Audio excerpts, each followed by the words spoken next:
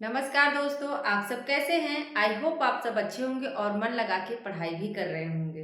दोस्तों, आज हम तद्भव और तत्सम को पढ़ेंगे। तद्भव तत्सम अक्सर पूछा जाता है, चाहे मिलान में पूछ ले या फिर जो है सुमेलित कहता है, जैसे कि दे देगा ऐसे कि इसका तद्भव क्या होगा, 3-4 दे देता है। अभी जो पैटर्न हो गया है कि 3-4 तद्भव एक साथ दे देता है, पहले 1-2 पूछता था। तो आज हम तद्भव तत्सम को बहुत ही अच्छे से समझेंगे, पढ़ेंगे और जैसा कि आप देखेंगे किताबों में बहुत सारे तद्भव तत्सम दिए रहते हैं, लेकिन जो हमने लिखा है वो बहुत ही इम्पोर्टेंट है और एग्ज़ाम में कहीं न कहीं पूछा गया है। तो तद्भव तत्सम पहले ये जान लीजिए किसका प्रकार है। अगर पूछे कि स्रोत और उत्पत्ति की दृष्टि से शब्द के कितने प्रकार होते हैं, तो आप कितने बताओगे? 4 प्रकार बताओगे। अगर शब्द पूछेगा, शब्द जो है स्रोत या उत्पत्ति की दृष्टि से अगर पूछे कि शब्द के कितने प्रकार होते हैं, तो आप कितने बताओगे? 4 बताओगे, ठीक है। जिसमें से पहला है तत्सम, दूसरा तद्भव, देशज और विदेशज। क्या है? तद्भव, तत्सम, देशज और विदेशज।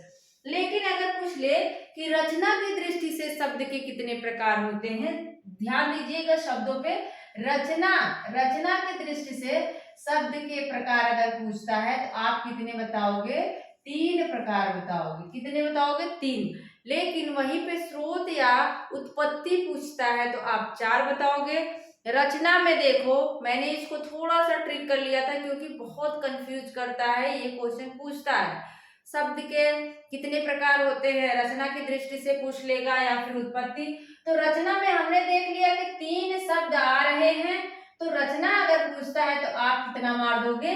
3 प्रकार होते हैं शब्द के, ठीक है।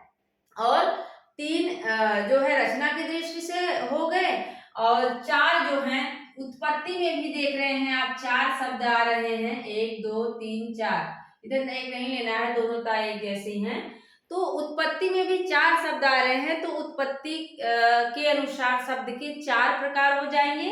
रचना का अगर आप याद कर लेते हैं तो उत्पत्ति का अपने आप याद हो जाएगा। रचना में 3 शब्द हैं, तो रचना की दृष्टि से शब्द के 3 प्रकार होते हैं, रूढ़, योग रूढ़ और क्या है? यौगिक। क्या है? रूढ़, योग रूढ़, ये आप जानते होंगे। रूढ़, योग रूढ़ और यौगिक, ये तीनों जो हैं रचना की दृष्टि से शब्द के प्रकार हैं।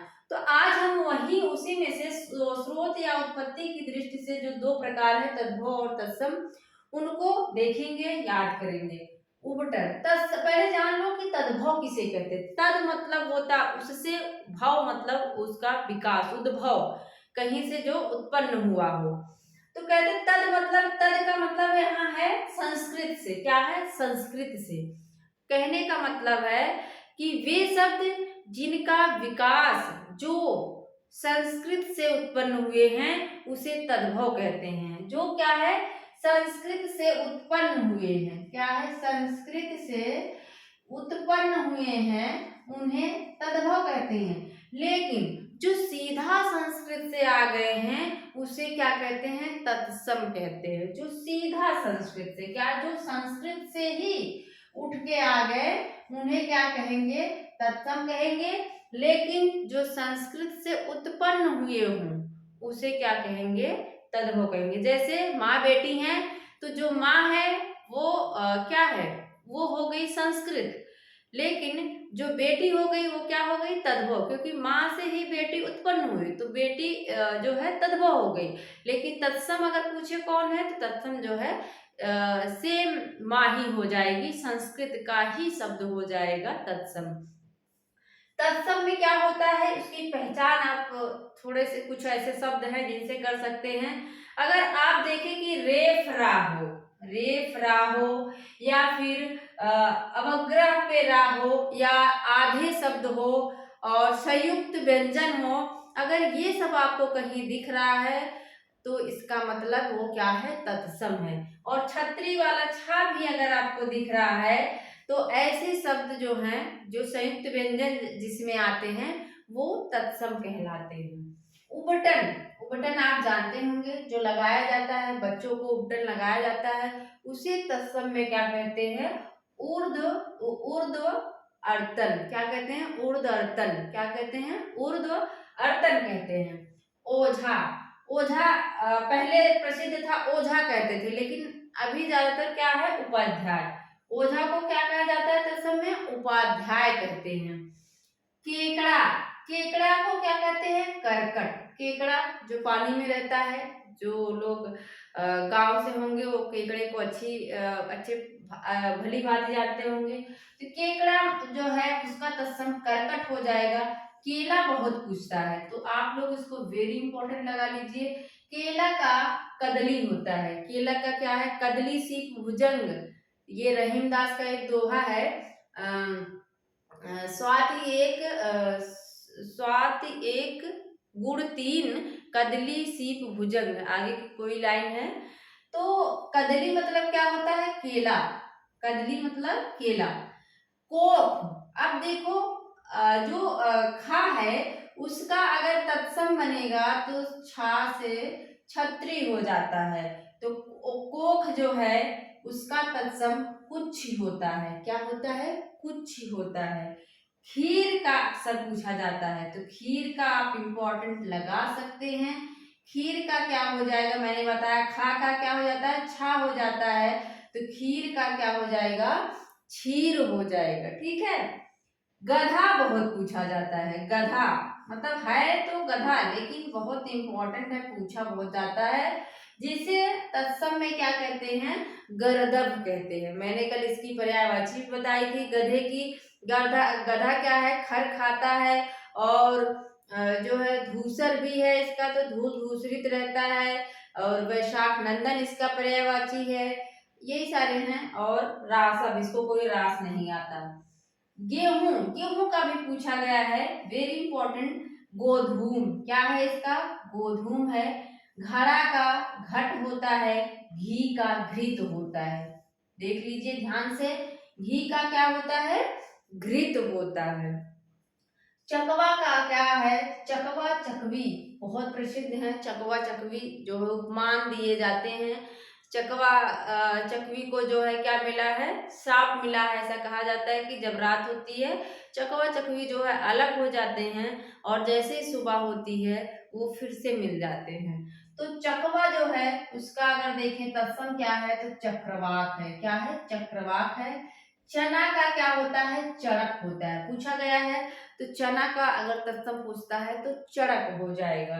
चिड़िया का देखिए चटिका होता है, चटका नहीं होता है, चटका। अगर चटका पूछता है या चटक पूछता है, चटका कर लो, तो क्या हो जाएगा? गौरैया। इसीलिए हमने उधर लिख दिया है चिड़िया का चटिका होता है। लेकिन अगर चटका नहीं, चटक कर लो, पूछ ले, तो क्या है? गौरैया है। क्या है? गौरैया। अब देखो मैंने दो तीन और लिख दिया है। पिक का अर्थ पूछ ले तो क्या है? कोयल। कभी कभी हमें लगता है पिक का मतलब हम पिकॉक समझ लेते हैं, मोर, तो गलत है, ऐसा नहीं सोचना है। पिक मतलब कोयल होता है। के की मतलब मोर होता है। क्या है? के की मतलब मोर होता है। के किसका पर्यायवाची है? मोर का। और पिक किसका है? कोयल का। कभी कभी हमें लगता है के की कोयल हो जाएगा, लेकिन ऐसा नहीं है। केक जो है मोर है, और पिक जो है कोयल है। इस चीज को याद रखिएगा। जमाई, जमाई जो जमाई दामाद होते हैं उसका अगर देखें तत्सम क्या है? जमात्री। क्या है? जमात्री है। क्या है? जमात्री। जौ का यौ होता है, पूछा जाता है। जौ का क्या होता है? तत्सम यौ होता है। तालाब का पूछा गया है, तालाब का तत्सम क्या है? तड़ाग होता है। बहुत ज्यादा पूछा जाता है। तुलसीदास का की विनय पत्रिका है, उसमें वन पथ पर जो है कुछ शीर्षक से दिया गया है। उसकी एक लाइन में है, अनुराग तड़ाग में भान उदय, बिकसी मनु मंजुल कंज कली। तो मैंने कल बताया था अगर आपको तद्भव असम पढ़ना है, पर्यायवाची पढ़ना है, तो आपको तुलसीदास का रामचरितमानस पढ़ना चाहिए। उससे आपके ये सारे सवाल का जवाब मिल जाएगा, सारे जो है पर्यायवाची याद हो जाएंगे। तो अनुराग तड़ाग में भान उदय, तड़ाग वहां पे आ रहा है, तो तड़ाग जो है तत्सम है किसका? तालाब का। नैहर मायके, जो सब जाती हैं औरतें, मायके पहुंच जाती हैं, घर पे थोड़ा सा कुछ झगड़ा हुआ, टुन्न पुन्न हुआ, मायके झोला उठाई पहुंच गए।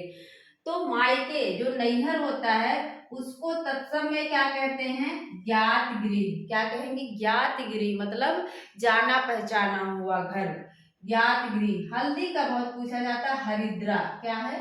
हल्दी का हरिद्रा है। और हाथ का हस्त होता है, बहुत कंफ्यूज करता है हस्ती और हस्त। हस्त कभी कभी पूछता है, हमें लगता है हाथी का पर्यायवाची, लेकिन ऐसा नहीं है।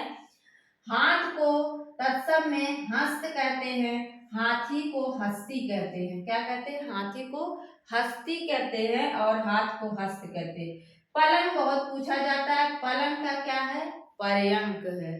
पलंग का क्या है? पर्यंक है। पलंग का पर्यंक होता है। बुआ का पूछा गया है, तो हमने यहाँ पे लिख दिया है पितृशोषा। एक बार पूछा गया था शायद एलटी में, क्या 2018 एलटी में। मेरा क्वेश्चन गलत हो गया था क्योंकि मुझे कोई आइडिया नहीं था उस समय, मेरी कोई तैयारी नहीं थी, जीरो समझ लो तैयारी थी, मैं शुरुआत वही कर रही थी। तब जाके जो है हमें कुछ भी तैयार नहीं था, तो इसलिए समझ नहीं आया। तो बुआ का तत्सम क्या होगा? पितृशोषा पूछा था, तो मैंने कुछ और ही आंसर दिया था। लेकिन आप लोग गलत मत करिएगा, बुआ का तत्सम क्या होगा? पितृश्वशा होता है। तो जितना भी हमने लिखा वो बहुत इंपॉर्टेंट है, आप सब इसको ध्यान से 1 से 2 बार देख लेंगे तो आपका तद्भव तत्सम कभी गलत नहीं होगा। इसमें से मैंने इंपॉर्टेंट लगा दिया है। केला का कदली होता है, खीर का क्षीर होता है, गधा का गर्धब होता है, या गेहूं का गोधूम होता है, पूछा गया है। तालाब का तड़ाक, और हल्दी का भी बहुत पूछा गया, हरिद्रा। पर्यंक जो होता है वो पलंग का तत्सम होता है। तो मेरा पूरा वीडियो देखने के लिए आप लोगों का बहुत बहुत धन्यवाद। मिलते हैं अगले वीडियो में। Thank you.